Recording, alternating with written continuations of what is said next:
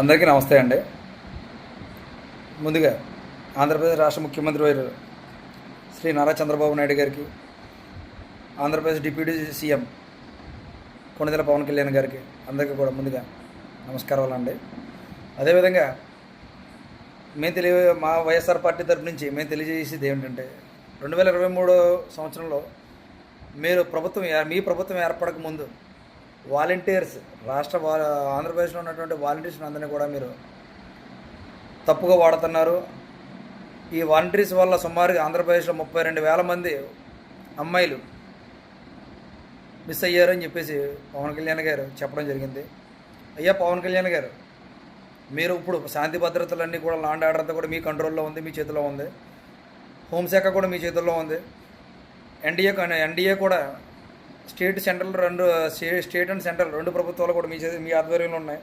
కాబట్టి వెంటనే మీరు ఆడబిడ్డల మీద మీకు ఉన్నటువంటి ప్రేమానురాగాలు అన్నీ కూడా పెట్టి మీరు ఎవరైతే 32,000 మంది మిస్ అయిపోయారు, ఎవరైతే కనిపించట్లేదని తెలియజేశారో వారిని వెంటనే యుద్ధ ప్రాతిపదిక మీద లాండ్ ఆర్డర్నే వాడతారో, ఇంటర్పోల్నే వాడతారో, లేకపోతే ఏమేమి వాడతారో అనేది మీ యొక్క పార్టీలకు వదిలేస్తున్నాం.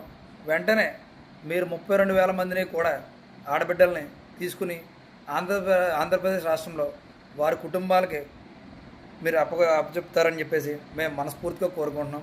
అదేవిధంగా మీరు 2023న ఎప్పుడైతే మీరు హామీలు అయితే ఇచ్చారో ఆ హామీలన్నీ కూడా టీడీపీ, జనసేన, బీజేపీ అలయన్స్లో ఏమైతే హామీలు అయితే ఇచ్చారో ఆంధ్రప్రదేశ్ రాష్ట్రానికి, అటువంటి ఆ హామీలని కూడా మీరు పూర్తి స్థాయిలో నెరవేరుస్తారని మేము ఆశిస్తున్నాం సార్. మీరు హామీలు అమలు చేస్తే మేము స్వాగతిస్తాం. హామీలను అమలు చేయకుండా తొంగలు దొక్కుతామంటే ప్రతిసారి కూడా మేము ఖండిస్తూనే ఉంటామని మరొక్కసారి హెచ్చరిస్తూ ఇక్కడితో సెలవు తీసుకుంటాం సార్.